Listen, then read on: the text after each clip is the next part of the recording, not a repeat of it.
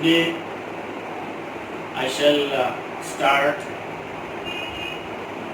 Thank You Ma'am, written by Langston Hughes, a short story written by Langston Hughes, an American writer, one of the champion of the black writers or the rights of the people, black people in America. He struggled hard against racial confrontations and tried to depict the black beauty in his novels, stories, and as a columnist, he was also vocal against racial discrimination. The story, see the board, Thank You Ma'am. It was written by Langston Hughes, who was born in 1902 and died in 1967. An American writer and poet. He worked during the Harlem Renaissance. Which is Harlem Renaissance? Harlem is a place. Manhattan, New York. It was an intellectual, social, and artistic explosion centered around Harlem. And at the time it was known as the New Negro Movement, named after the New Negro in 1925.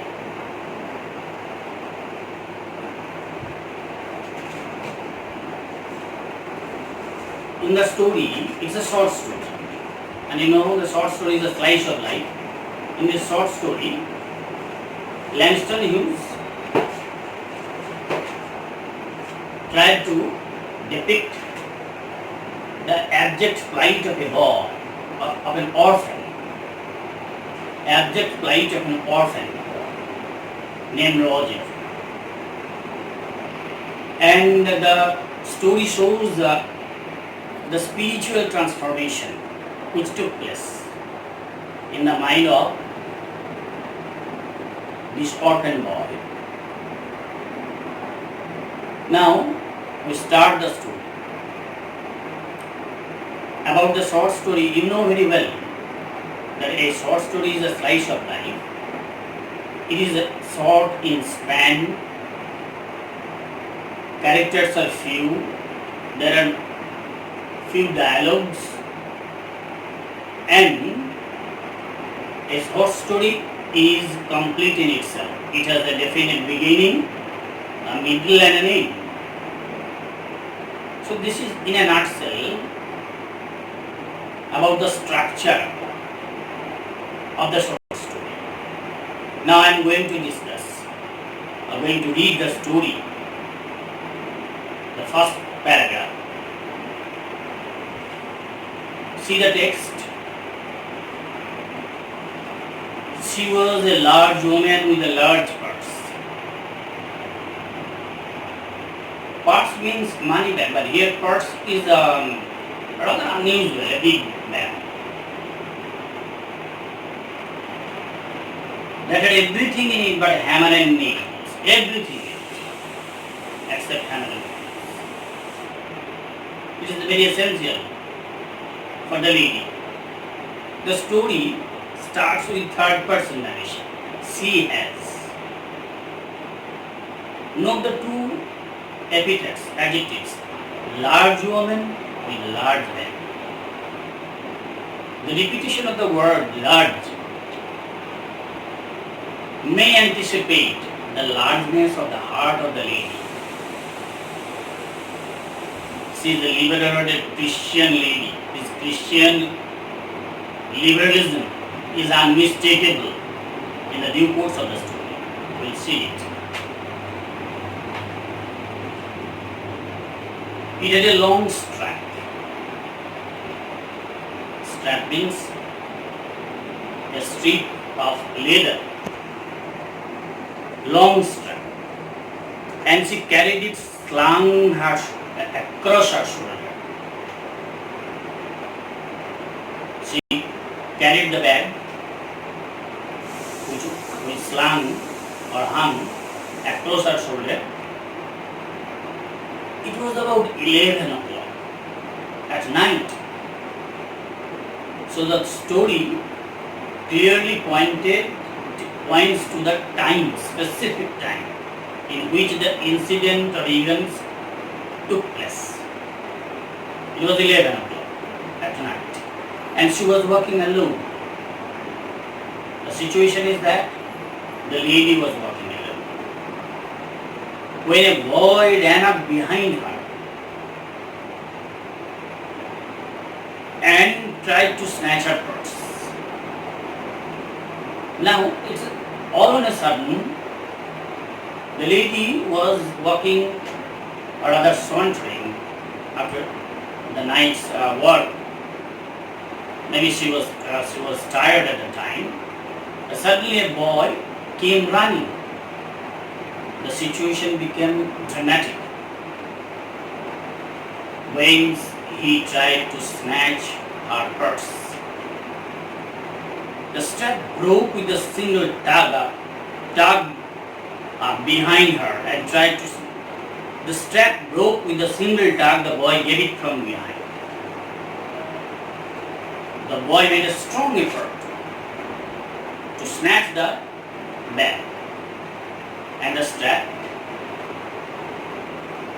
was torn. But the boy's weight and the weight of the purse combined caused him to lose his balance. But unfortunately the boy lost his balance. He couldn't keep his balance. The force with which he pulled the strap was so strong that he failed to keep his balance properly. That's why he upturned.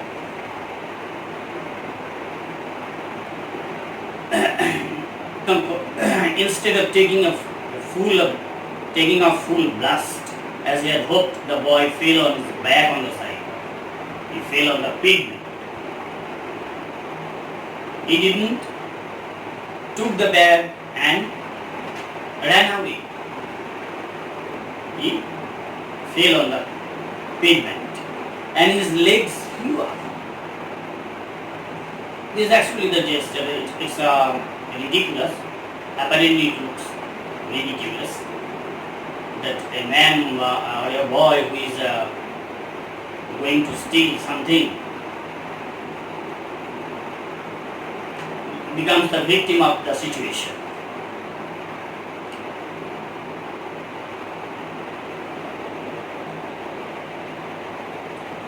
The large woman simply turned around and kicked him right square in his blue jeans seat.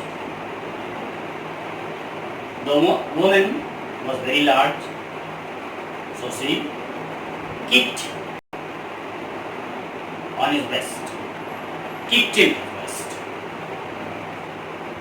Then she reached down, picked the boy up by his shirt front and shook him until his teeth rattled.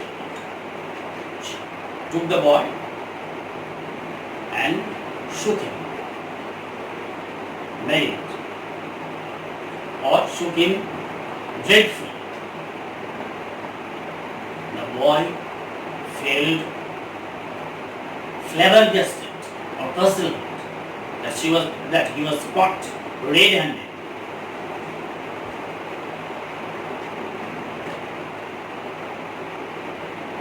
After that, the woman said, now this is the first dialogue in the story. Pick up my pocketbook, boy, and give it here.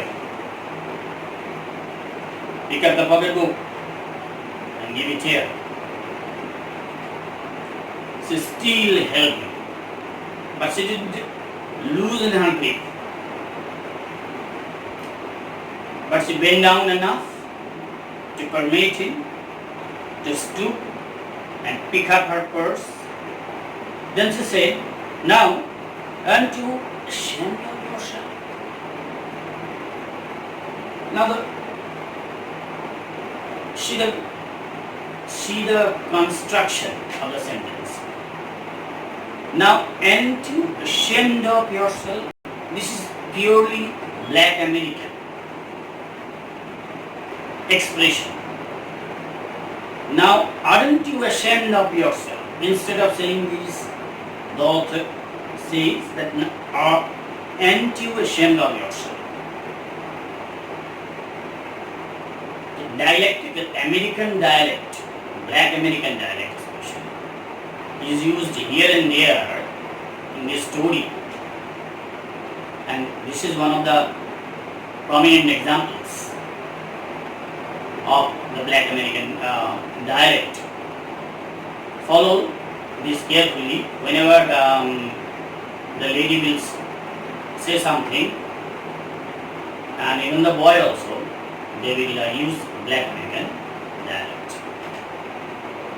Found a gift by his shirt front, the boy said, yes,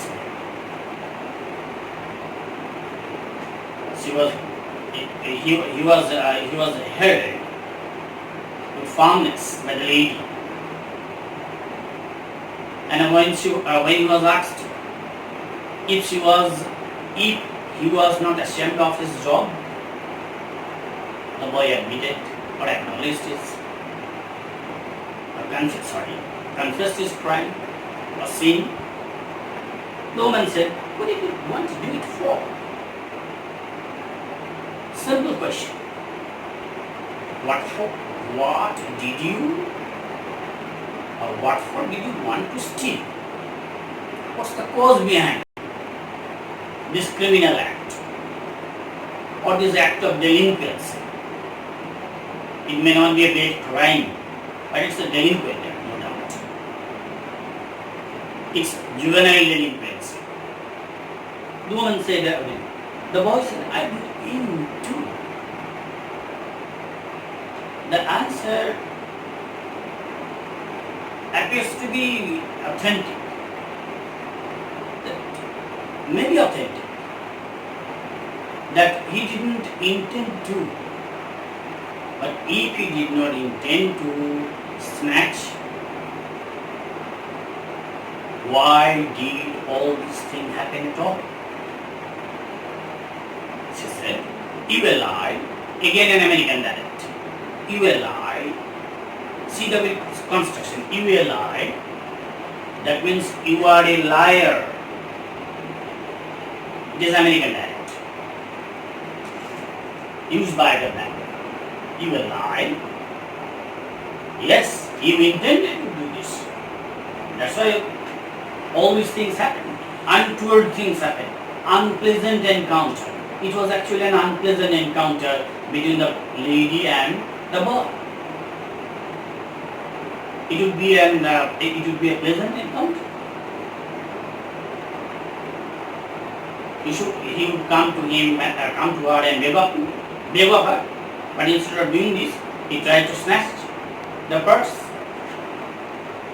But by that time, 2 or 3 people stopped, turned to look, and some who stood watching. Most of the Americans are not enthusiastic enough like ourselves to things like that. So only few stood and tried to extract some pleasure out of the situation. If I turn you loose, will you run? Asked the woman. If I turn you loose, will you run? Yes, absolutely. The boy is innocent enough. This line brings out the absolute innocence of the boy. If you lose me, I will fly. I will run away. Definitely. Then I will turn you loose, said the woman. The woman clearly said that she had no intention to lose him because it will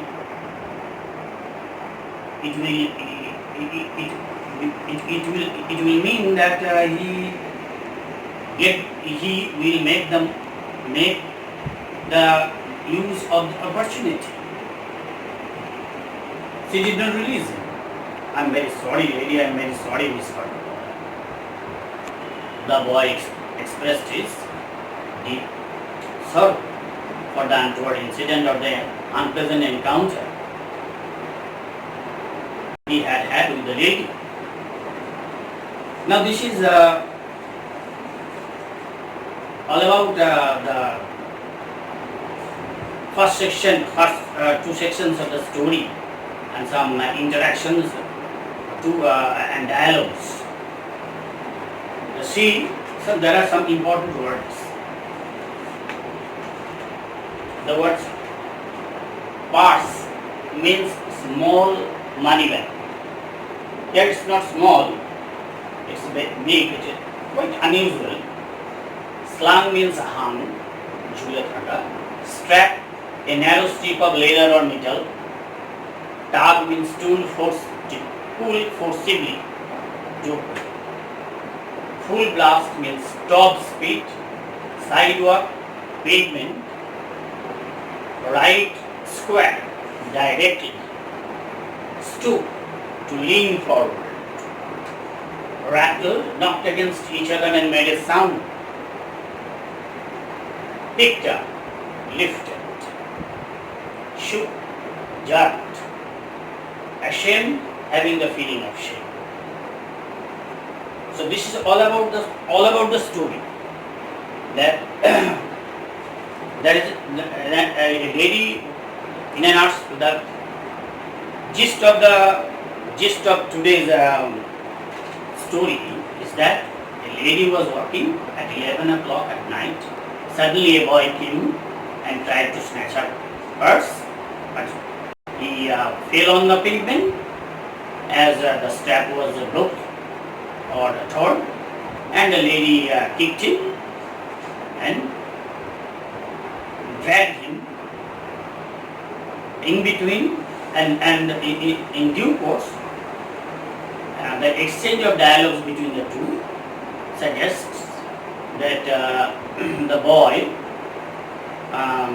lied intentionally, but however the lady didn't release him when the boy told him that if she loosened him, he would fly or he would run away. So this is all about the day. Thank you very much for being with